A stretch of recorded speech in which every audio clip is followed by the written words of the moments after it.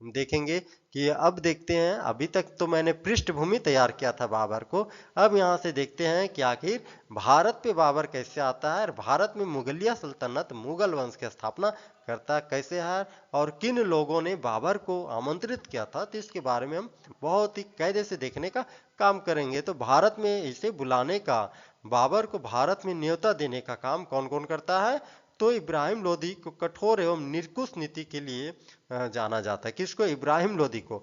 और उससे क्या थे, उसके जो सरदार लोग थे जो उससे नाराज रहते थे। कौन लोग? उसके जो निकटतम शासक थे, उसके साथ साथ जो उसके दरबार में जो सरदार थे वो काफी नाराज रहते थे। इन्हीं में से एक था दौलत खान लोदी। लोदी देखिए इब्राहिम लोदी का ही भतीजा, समझिए कि कहते हैं कि लोग बाबर मुगल वंश इस्लाम को भारत में बसाया, लेकिन आप देखें कि बाबर जो आया तो कौन बुलाया? इब्राहिम लोदी। लोदी भी क्या था? इस्लाम संस्थापक था, इस्लाम धर्म के मानने वाला था। तो बाबर हम यहाँ पर देखेंगे कि बाबर का एक पक्ष का ही वर्णन किया जा रहा है, क्योंकि बाबर जिन जिन लोगों को मारता है, जिन जिन शासकों के साथ युद्ध करता है, अधिकांश क्या था? तो मुस्लिम शासक ही था। तो यदि अपना ही इस्लाम को यदि विस्तारित करना रहता तो इब्राहिम लोदी को नहीं मारता। लेकिन क्या था यहाँ पर? यहाँ पर साम्राज्य का युद्ध था। साम्राज्य का युद्ध में जात और धर्म नहीं था उस वक्त। उस वक्त था कि हमें सत्ता प्राप्त करना है, इसलिए उसने इब्राहिम लोदी को हराया, जो कि ऑलरेडी इस्लाम का क्या कह सकते हैं, प्रवर्तक था, इस्लाम धर्म को मानने वाला था। उसे हरा करके ये दिल्ली में किसका स्थापना करता है? इब्राहिम लोदी को हरा करके मुगल वंश की स्थापना करता है। ये बुलाने का काम करता है दौलत खान लोदी। इब्राहिम लोदी का क्या था? रिश्तेदार कह सकते हैं, या कह सकते हैं कि सरदार था। इब्राहिम लोदी का सरदार था। ये भी कौन था? तो लोदी वंश से था, जो इब्राहिम लोदी से था। उसी तरह लोदी वंश से संबंधित दौलत खान लोदी था। ये इब्राहिम लोदी से क्या करना चाहता था? इब्राहिम लोदी से बदला लेना चाहता था कि पंजाब पर अपना अधिकार बना रहे, क्योंकि दिल्ली से पंजाब तक का शासन कौन कर रहा था? तो इब्राहिम लोदी। और चाहता था दौलत खान लोदी कि यदि बाबर आएगा और इब्राहिम लोदी को मार करके वापस चला जाता है तो इस दौरान हम फिर से पंजाब पे अपना अधिकार कर लेंगे। इस प्रकार बाबर को सबसे पहले आमंत्रण कौन भेजता है? तो इब्राहिम लोदी के ही वंश का जो रहता है सरदार दौलत खान लोदी, उसके द्वारा भेजा जाता है। दूसरा कौन था? तो आलम खान लोदी। आलम खान लोदी देखिए इब्राहिम लोदी का ही कौन था? तो चाचा, इब्राहिम लोदी का ही जो चाचा था, इसने भी बाबर को भेजता निमंत्रण कि आओ भारत में और इब्राहिम लोदी का अंत करो, ताकि आप अंत करोगे और आप धन दौलत लूट करके वापस यदि अफगान चले जाओगे तो हम दिल्ली पर शासन करने लगेंगे। तो सबका खेल क्या था?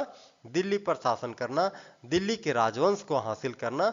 सबके अंदर में लालच था और इसी लालच का परिणाम होता है कि दिल्ली पे आक्रमण करने के लिए बुलाता है कौन? किसे बुलाया जाता है? तो बाबर को बुलाया जाता है। राणा सांगा के बारे में बोला जाता है कि राणा सांगा भी जो था अप्रत्यक्ष रूप से बाबर को लेटर लिखता है कि आप आओ और दिल्ली में जो शासक था इब्राहिम लोदी का, जो लोदी वंश था, इसका अंत करके आप वापस चले जाना। वापस चले जाने का तात्पर्य क्या था? कि जिस प्रकार से चंगेज खां आया था भारत में, दिल्ली में लूट मार किया और 13 दिनों में हजारों हजारों को, लाखों लाख लोगों को मारा और लूट पाट करके वापस चला गया था। तो इसकी ये एक मनोदशा थी, मनोवृत्ति थी कि शायद इसी प्रकार से बाबर भी आएगा यू और लूट पाट करेगा, इब्राहिम लोदी को हरा करके मारपीट करके क्या करेगा, बाबर भी वापस चला जाएगा। इसलिए इसने भी अप्रत्यक्ष रूप से आमंत्रित किया था बाबर को, आप आओगे तो हम अपने सैनिक भी इब्राहिम लोदी से लड़ने के लिए दे देंगे। लेकिन होता इसका उल्टा है। जब इब्राहिम लोदी और बाबर की सेना पानीपत के युद्ध में 1526 को आमने सामने युद्ध कर रही होती है, उस समय कहा जाता है कि राणा सांगा युद्ध स्थल के दूर स्थान से युद्ध भूमि को देख रहा होता है कि आखिर बाबर कितना कुशल है इस युद्ध नीति में। और जब उसने देखा कि उसके पास तोप खाने हैं, आधुनिक तोप हथियार है और उसकी सेना जो सशक्त है, तो उसके मन में वहीं से शंका उत्पन्न हो जाती है कि ये बाबर वापस जाने वाला नहीं है। और यही परिणाम होता है कि जब बाबर का समर्थन नहीं देता है राणा सांगा, तो 1526 में जो पानीपत का युद्ध होता है, उसके बाद 1527 में राणा सांगा के साथ ही युद्ध करता है, राणा सांगा को भी हरा देता है। तो यहाँ पे कह सकते हैं कि ये शंका जो था राणा सांगा को 1526 का पानीपत के युद्ध में दिख जाता है कि ये बाबर जो है वापस अब जाने वाला नहीं है। तो कहेंगे कि बाबर ये राणा सांगा किस वंश से संबंधित था? तो राणा सांगा जो था सिसोदिया राजपूत वंश से संबंधित था। किस वंश से? सिसोदिया राजपूत वंश से संबंधित था। ठीक है, अब आगे हम देखते हैं कि भारत पे इन्हें कौन कौन सा युद्ध करता है, कौन? तो बाबर द्वारा भारत में कौन कौन सा युद्ध किया जाता है? तो कहते हैं कि भारत में बाबर द्वारा 4 युद्ध किया जाता है। कौन कौन सा युद्ध किया जाता है? शॉर्ट में हम कहेंगे तो मुगल साम्राज्य की स्थापना 1526 में, मध्य एशिया पानीपत के युद्ध के साथ होता है, जो मध्य एशिया में उज्बेकों का दबदबाव के कारण और भारत की आर्थिक समृद्धि के कारण जो बाबर जो है भारत आने पर उतावला रहता है कि चलो मैं भी देखता हूँ कि भारत इतना समृद्ध है, तो आखिर इसके पीछे क्या है, कौन से धन दौलत है, ये भी उसे भारत पर आक्रमण का जो न्योता मिलता है तो उस पर विचार करने के लिए विवश कर देता है। इस प्रकार पानीपत का युद्ध जीत करके भारत में मुगल वंश की स्थापना करता है। ठीक है ना। पहला युद्ध कौन सा होता है? पानीपत का पहला युद्ध होता है। कब होता है? 1526 में। किसके किसके बीच होता है? तो पानीपत का पहला युद्ध आप कह सकते हैं। पानीपत का पहला युद्ध कब होता है? 1526 ईस्वी में होता है। किसके किसके बीच? तो बाबर और इब्राहिम लोदी के बीच होता है। बाबर और इब्राहिम लोदी के बीच पानीपत का पहला युद्ध होता है। पानीपत का पहला युद्ध बाबर और इब्राहिम लोदी के बीच होता है। कौन हारता है? इब्राहिम लोदी की हार हो जाती है। कैसे होती है? तो युद्ध भूमि में इसकी मृत्यु हो जाती है। जब सामने युद्ध तोप चलता है तो बाबर के सैनिक जो होते हैं जब युद्ध तोप चलाते हैं तो इब्राहिम लोदी की सेना में जो घोड़सवार होते हैं, जो हाथी सवार होते हैं, ये चीखने चिल्लाने लगते हैं और ये वापस जब अपने सैनिकों पर दौड़ने लगते हैं तो हजारों हजार सैनिक जो थे इब्राहिम लोदी के अपने ही यहाँ घोड़सवार और अपने ही हाथी सवार सैनिकों के द्वारा कुचल कर मार दिए जाते हैं। और कहा जाता है कि युद्ध स्थल में ही मृत्यु प्राप्त करने वाला पहला शासक कौन था? तो इब्राहिम लोदी था। किसके द्वारा? तो बाबर के द्वारा। युद्ध नीति कौन सी युद्ध नीति?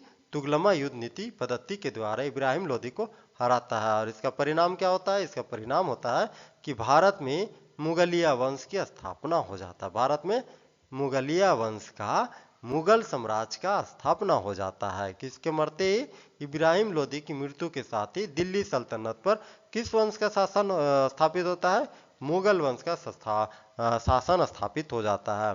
कौन किसके द्वारा? तो बाबर के द्वारा मुगल वंश की स्थापना हो जाती है। दूसरा क्या था? खानवा का युद्ध था। दूसरा कौन सा युद्ध?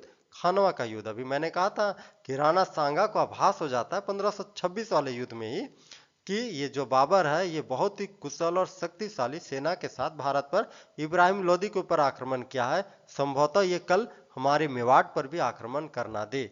और यही आभास जो था अगले साल मतलब जस्ट 1526 के बाद 1527 में राणा सांगा के साथ भी बाबर का युद्ध होता है। यह कौन सा युद्ध होता है? खानवा का युद्ध होता है। क्वेश्चन आता है पान खा चल घर, आप ट्रिक रख लेना याद करके। पान खा माने पानीपत का युद्ध, खा माने खानवा का युद्ध। कब होता है? 1527 में। किसके किसके मध्य होता है?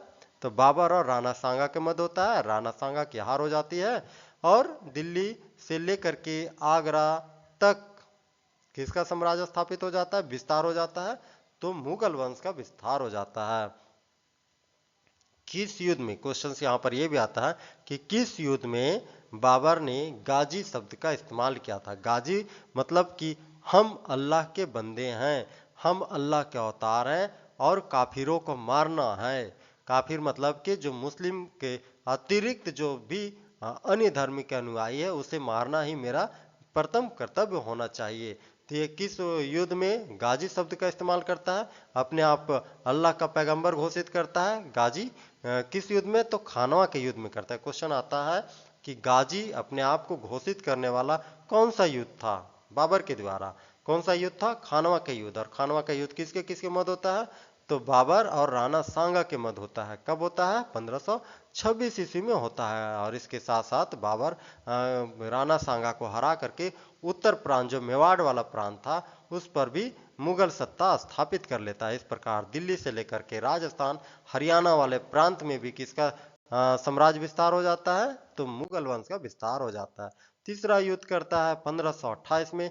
चंदेरी का युद्ध। चंदेरी का युद्ध जो कि मेदिनी राय के साथ होता है। मेदिनी राय, आप झारखंड के इतिहास जब पढ़ोगे तो मेदिनी राय के बारे में आप यहाँ भी पढ़ने को मिलेगा आपको। ये मालवा का शासक रहता है।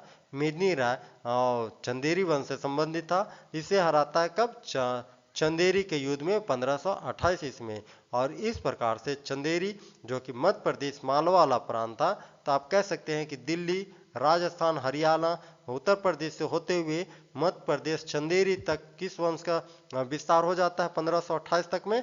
तो मुगल वंश का विस्तार हो जाता है। किसके द्वारा करता है ये विस्तार? तो बाबर के द्वारा इसका विस्तार किया जाता है। कहा जाता है कि चंदेरी युद्ध में पहली बार देखा जाता है कि जब ये बाबर था, बाबर जब मेदिनी राय को हरा देता है तो मेदिनी राय की जो रानियां रहती है वो जौहर कर लेती है। जौहर मतलब कि अपने आप को अग्नि कुंड में समर्पित कर देता है, लेकिन बाबर के आगे अपने आप को नहीं झोंकता है। अपने आप को बाबर के अधीन करने से ज्यादा बेहतर हो अग्नि कुंड को समर्पित करना मानता है। घाघरा का युद्ध कब होता है? तो 1529 में। 1529 में कौन सा युद्ध होता है? घाघरा का युद्ध होता है। अब घाघरा जैसा कि नाम है आपको दिख रहा होगा, घाघरा। घाघरा बोले तो 1529 में घाघरा जो कि घाघरा नदी जो कि उत्तर प्रदेश से आकर के बिहार के सिवान प्रांत में, बिहार में गंगा नदी में मिल जाता है। तो इस घाघरा नदी के तट पर होता है अफगान सरदार मोहम्मद लोदी और बाबर के मध्य में होता है कौन सा युद्ध? घाघरा का युद्ध। कब होता है? 1529 ईस्वी में होता है। और इसके साथ साथ जो था अफगानों का अंतिम शासक महमूद लोदी इसे पराजित करके, इसे अंत करके मुगल वंश को सुरक्षित स्थापित कर लेता है बाबर के द्वारा। और लगभग 1526 से लेकर के 1757 तक लगभग 300 वर्षों तक भारत में मुगल वंश विस्तारित रहता है, फलता फूलता है।